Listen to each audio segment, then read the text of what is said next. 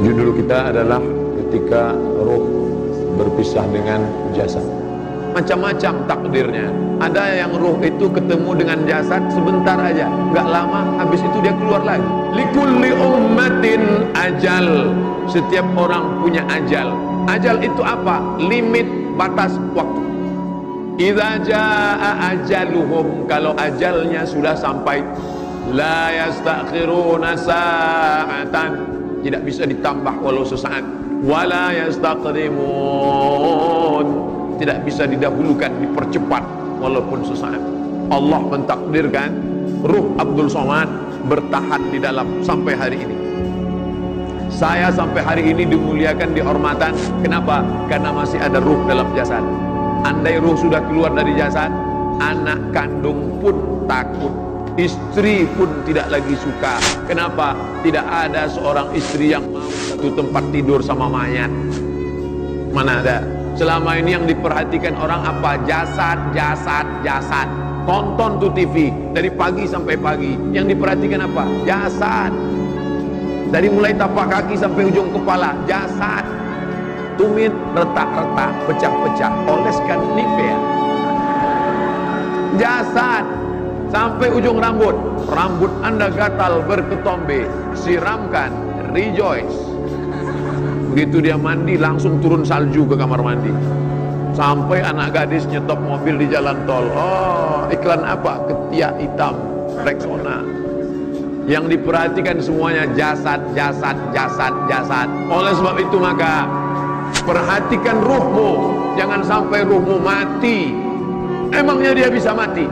Dia ada di dalam, tapi dia tidak merespon lagi. Kenapa? Dia sudah lama mati. Maka sirami dia dengan ilmu. Ada pengajian, datang. Ketika pengajian masuk ke telinga, ruh hidup. Tapi jangan cuman suka ngaji, tapi langsung beramal. Maka dia seperti bibit. Bibit ini mulai kalau disiram, siram, siram, maka bibit itu akan pecah, mengeluarkan batang, mengeluarkan cabang, mengeluarkan daun. Tapi kalau pohon hanya besar berdaun rimbun, dia hanya buat semak aja, karena dia tidak bisa berbuah. Maka buah daripada ilmu itu adalah beramal. Ketika kau sanggup merubah pengetahuan menjadi amal, maka ruh engkau pun akan sehat, dia akan hidup. Lalu kemudian jangan lupa ikhlas. Wa ma umiru illa liya'budullaha mukhlishin. Maka dalam Islam diajarkan, jaga ruh ini jangan sampai mati. Masih berdetak jantung, ruh masih ada di dalam. Sampai kapan ini? Sampai akhirnya janjimu sudah habis Abdul Somad. Maka ruh itu pun keluar. Dari mana dia? Berawal dari ujung kaki. Minal asfal. Asfal artinya bawah, bukan aspal. Minal asfal, dari bawah. Mengalir dia naik ke atas. Mengalir dia naik ke atas. Lalu kemudian dia pun keluar dari atas. Lalu kemudian mata melihat. Makanya orang yang mati meninggal itu matanya melotot melihat. Apa yang dia lihat? Ruhnya keluar. Orang yang meninggal dunia, salah satu ciri husnul khotimah, irqul jabin, keluar keringat dari jabin, berkeringat bagian atas alisnya. Kenapa berkeringat? Saya lama baca hadis nih. Kenapa berkeringat? Ternyata sebelum dia meninggal, malaikat mengepakkan sayapnya.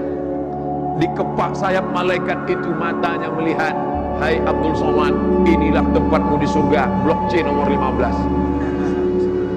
Pada saat si hamba itu melihat tempatnya, dia malu kepada Allah. Sholatku nggak seberapa, puasa sunatku nggak seberapa, ilmuku nggak seberapa, amalku nggak banyak, tapi kenapa aku masuk dalam surga? Malu dia.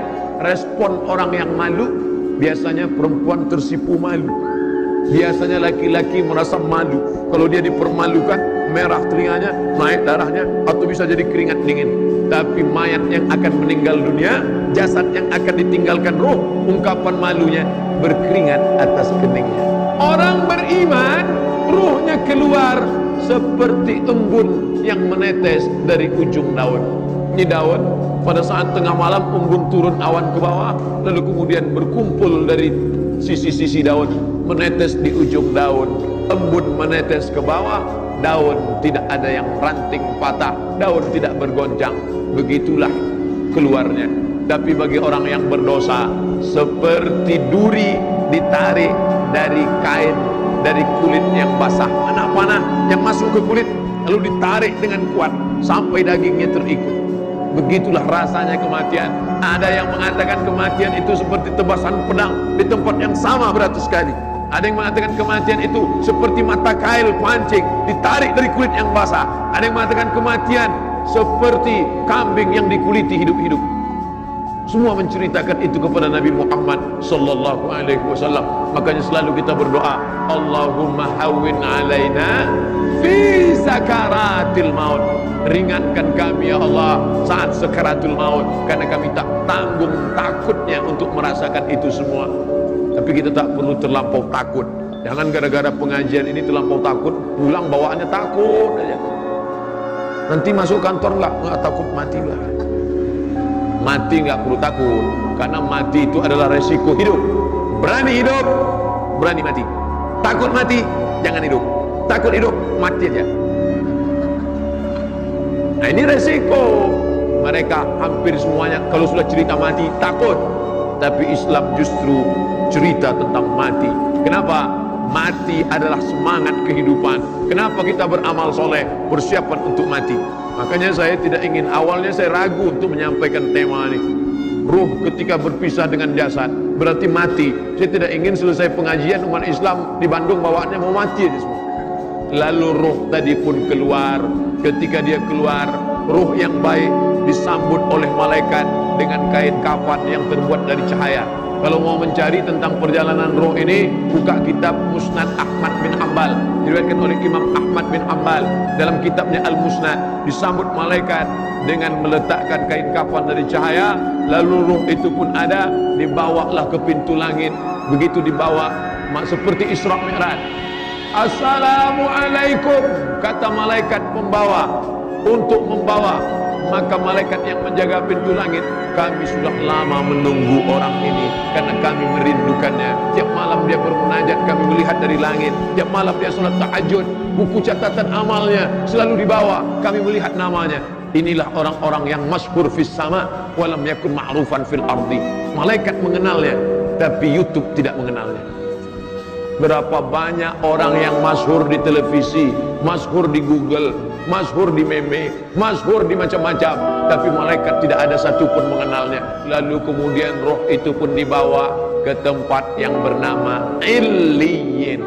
Yang baik-baik tempatnya Illiyin, yang jahat-jahat tempatnya Sijjin.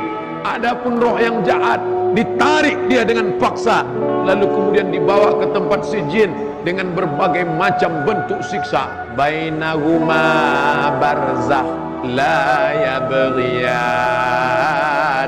Di antara air laut dan air sungai ada namanya barzakh. Dia tidak disebut dunia karena dia sudah mati. Dia tidak disebut akhirat karena dunia belum kiamat. Pembatas antara dunia dan akhirat disebut dengan barzakh. Sudah kembali ke alam barzakh tapi belum akhirat. Lalu kemudian berapa lama dia berada di waiting room ini sampai hari kiamat tiba. Idza samaa'un fatarat, langit terbelah. Wa idzal kawakibun tasarat, planet-planet bertabrakan. Wa idzal biharu fujirat, air laut naik ke darat, hancur semuanya. Wa takunul jibalu kal ihnil manfus, gunung-gunung, bukit-bukit seperti bulu kambing yang ditiup angin. Lalu kerak bumi ini menggoncang bergelombang. Wa taran nasa sukara, kau lihat mereka seperti mabuk. Wa ma hum bisukara, mereka bukan mabuk, walakin azaballahi syadid, tapi azab Allah amat sangat dahsyat saat itu. Yang disombongkan ini apa? Apa yang disombongkan? Hai manusia, engkau keluar dari lubang najis 2 kali, sombongnya minta ampun. Mantan sperma, sombongnya minta ampun. Yang dilihatnya apa? Warna tanah, retak-retak seperti tanah, dicium bau tanah. Itu kan ada parfum, kalau nggak ada parfum bau hantu. Yang disombongkan ini apa? Maka ketika roh berpisah dengan jasad, engkau tidak lagi manusia yang terhormat. Dulu kau dimuliakan, dulu kau disanjung, tapi setelah itu habis. Yang akan kau bawa adalah kalau pernah engkau mengusap kepala anak yatim, kalau pernah engkau bebaskan 1 meter tanah untuk masjid, kalau pernah engkau masak bubur 2 piring, yang satu kau antar ke masjid untuk adik-adik yang tinggal di masjid, kau antarkan ke rumah fakir miskin anak yatim, pas gajian uang banyak datang ke panti asuhan, sampai akhirnya kita pun mati di dalam tanah, sampai masanya dibangkitkan lagi. Ketika bangkit itu lihat kanan, malaikat, lihat kiri, malaikat, lihat depan, malaikat, lihat belakang, malaikat, atas, malaikat. Kenapa aku bangkit bersama malaikat? Al-mahiru bil Quran, orang yang mahir baca Quran, ma'as-safaratil kiramil bararah, dia akan bersama dengan para malaikat. Mudah-mudahan anak-anak kita hafiz Quran. Ibu yang punya anak, masukkan SDIT, SMPIT, SMAIT. Kalau dia mahir baca Quran, hafal Quran, mengamalkan Quran, mengajarkan Quran, ibu bapaknya dapat syafaat. Lalu kemudian ketika bangkit, anak-anaknya bersama malaikat. Itu nasib roh. Lalu kemudian, apa bisa Abdul Somad yang dimakan cacing tanah ini hidup lagi? Bisa. Datang Asi bin Wa'il membawa tulang kering, tulang yang sudah hancur, kering, rontok, tidak ada lagi warna darah, kulit, bulu, lemak, daging, sumsum, kuku, tidak ada. Hai Muhammad, yang bawa ini namanya Asi bin Wa'il, apakah sanggup Tuhanmu menghidupkan ini? Nabi Muhammad diam. Datang Jibril membawakan jawaban. Qul, katakan kepada Asi bin Wa'il dan siapa saja yang tak percaya bahwa kamu akan hidup lagi. Qul yuhyiha alladhi ansha'aha awwala marrah. Katakanlah yang akan menghidupkan tulang itu adalah dia yang pertama kali menghidupkan. Kalau menghidupkan yang tidak ada menjadi ada, dia mampu. Apalagi yang pernah ada, dia buat menjadi tidak ada, dia kembalikan menjadi ada. Dan itu mudah. Innama amruhu idza arada syai'an ay yaqula lahu kun fayakun. Makanya baca Yasin. Kapan baca Yasin? Tiap malam. Untuk ingat apa? Perjalanan roh setelah mati. Al-yawma nakhtimu ala afwahihim wa tukallimuna aydihim wa tashhadu arjuluhum bima kanu yaksibun. Mulut yang selama ini pandai bicara, membela, bersilat lidah. Banyak orang kita nggak pandai silat, tapi silat lidah pandai. Mulut akan dikunci, tangan akan bicara, kaki akan bersaksi. Saat itu tidak ada yang bisa menolong. Yauma yafirrul mar'u min akhihi, saudara kandung akan lari, wa ummihi, ibu kandung akan lari, wa abihi, ayah kandung akan lari, wa sahibatihi wa bani, istri akan lari dari suami, suami akan lari dari istri. Likulli imri'in minhum yawma idzin sya'nun yughnih. Setiap kamu akan sibuk dengan urusan masing-masing. Yauma la yanfa'u malun, tak ada guna harta. Yang hari ini punya mobil mewah, rumah besar, emas, tidak ada guna harta. Wala banun, anak-anak. La yanfa'u malun wala banun illa man atallaha biqalbin salim. Tapi kita bangga. Kenapa? Karena setiap kita yang bersaksi tiada Tuhan selain Allah, Masya Allah, masuk surga. Man qala la ilaha illallah dakhalal jannah. Siapa yang bersaksi tiada Tuhan selain Allah, maka dia masuk surga. Man qala la ilaha illallah dakhalal jannah. Lalu sahabat datang, ya Rasulullah, ya. Jadi setiap orang yang mengatakan la ilaha illallah masuk surga, masuk surga. Bagaimana kalau dia berzina, mencuri? Wa in zana, wa in saraf, walaupun berzina, walaupun mencuri, tetap masuk surga. Oh, enak ya orang Islam, Pak Ustaz. Berzina, mencuri, berzina, mencuri, berzina, mencuri, masuk surga. Masuk. Cuman masalahnya masuknya kapan? Transit dulu. Sedangkan kita maunya masuk langsung. Wasiqal ladzina amanu wasiqal ladzina taqaw. Coba tengok ayatnya. Allah mengirim orang-orang yang bertakwa ilal jannati zumara, masuk ke dalam surga. Lalu sampai di dalam surga, di pintunya apa kata malaikat? Salamun alaikum, keselamatan untuk kamu. Dipotong, kalian sudah buat baik. Fadkhuluha khalidin, masuklah kalian ke dalam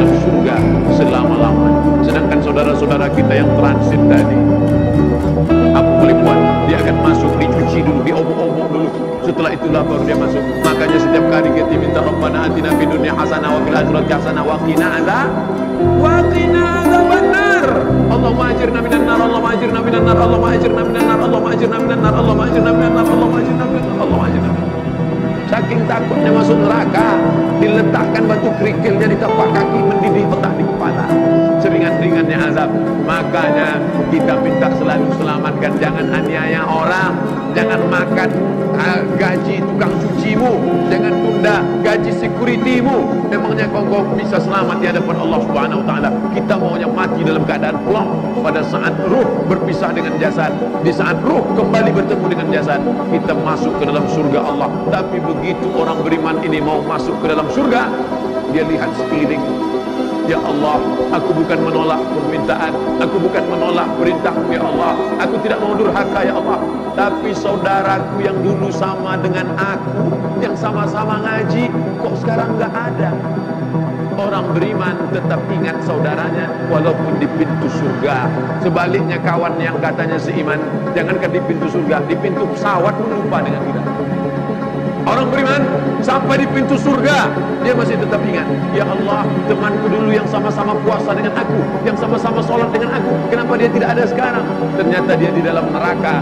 Saat itulah orang beriman memberikan syafaat kepada saudaranya. Allah perintahkan, engkau mau masuk ke dalam surga bersama saudaramu? Ya, ya Allah, cari dia ke dalam neraka. Maka Allah berikan dia semacam alat sehingga dia tidak tersentuh api neraka. Dia cari temannya, sahabatnya di dalam, dan ketika ketemu, maka dia membawa sahabat itu masuk ke dalam surga. Itulah makna ayat al-akhilla, orang-orang yang berkawan, bersahabat, bertetangga. Ba'duhum li ba'din adu. Pada hari itu bermusuhan, berkelahi. Kenapa ente ngajak saya minum kamput? Kenapa ente ngajak saya pesta narkoba? Kenapa ngajak saya dugem? Tapi hari itu illal muttaqun, orang bertakwa, mereka saling menyelamatkan.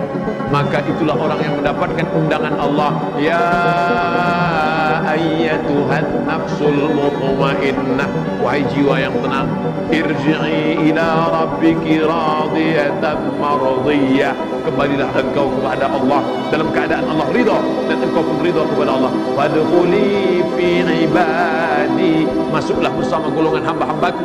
Wadkhuli jannati, masuklah ke dalam surga. Mudah-mudahan kita termasuk yang dalam golongan itu ya Allah. Amin ya rabbal alamin.